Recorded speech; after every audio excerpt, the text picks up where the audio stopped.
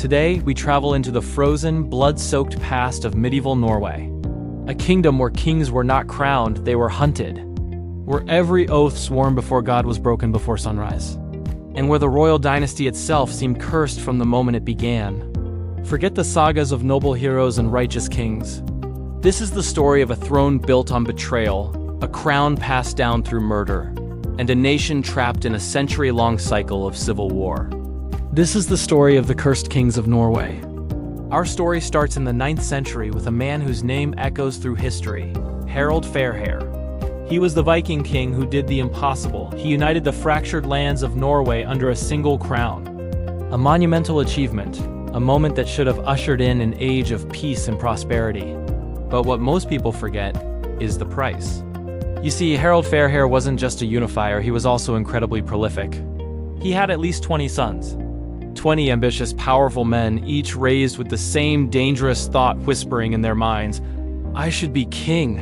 And with that single thought, the seeds of chaos were sown. From the moment Harald Fairhair died, the unity he had forged shattered like ice. Norway entered a horrifying cycle of betrayal so deep, so relentless, that even the church, an institution that had seen its share of sin, called the Norwegian dynasty blood-stained by nature. It was a prophecy that would prove terrifyingly accurate.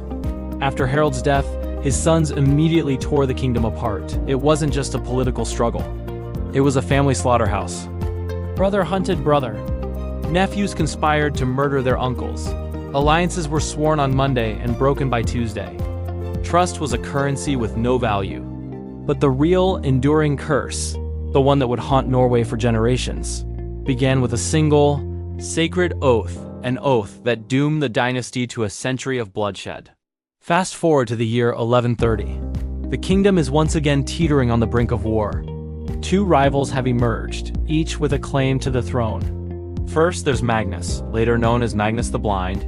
He is the legitimate heir, a direct descendant of the royal line. His claim is clear, supported by law and tradition.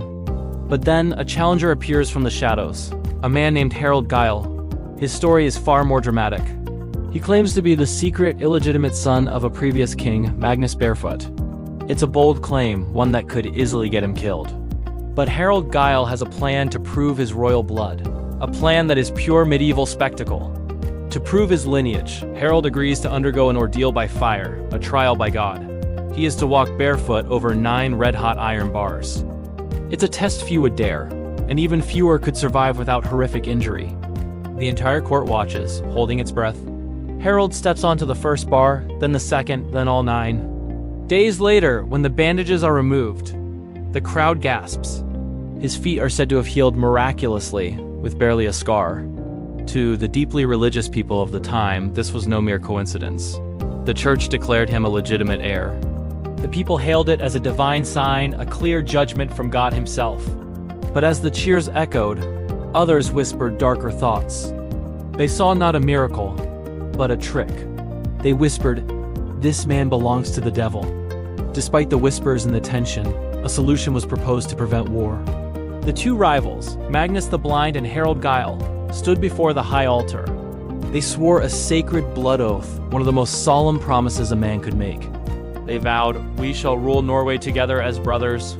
For a brief moment, it seemed peace had been achieved. That oath lasted 6 months. Then the kingdom exploded into war. The promise of brotherhood was forgotten, replaced by a lust for absolute power.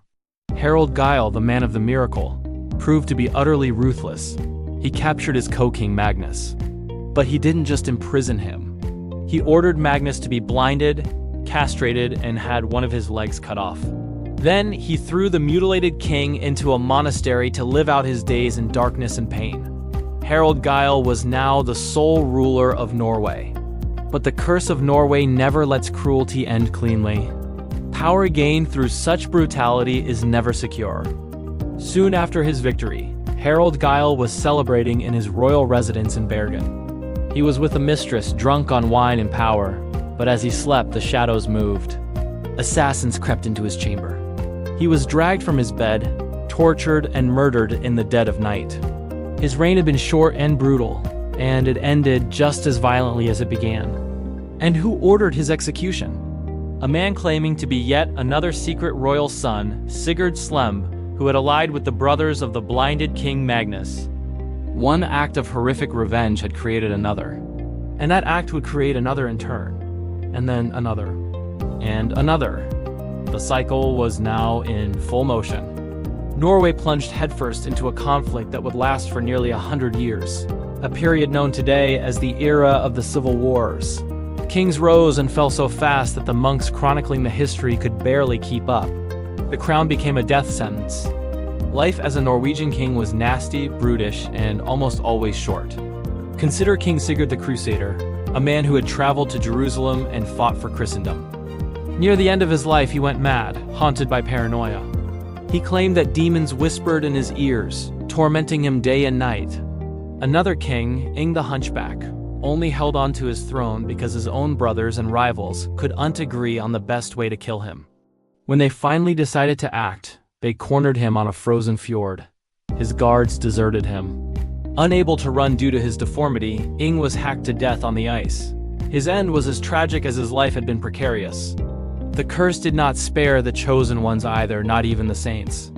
Saint Olaf, Norway's most holy king, the man who brought Christianity to the nation, was not honored in his time. He was slain in battle by his own people, who saw him as a tyrant. His son, Magnus the Good, a promising young ruler, died mysteriously at the age of 23, his reign cut short just as it began. And then there was Olaf's half-brother, the legendary Harald Hardrada, one of the most famous and feared warriors in all of history. After a life of fighting as a mercenary from Russia to Constantinople, he returned to claim the Norwegian throne. But his ambition didn't stop there.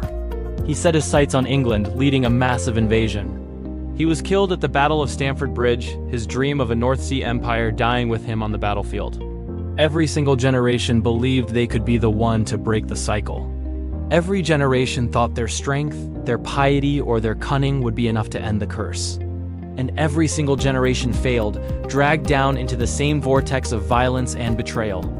By the 1220s, the kingdom was a wreck. Norway had seen over 30 kings in just 200 years. Think about that. An average reign of less than 7 years, and most of those reigns ended violently.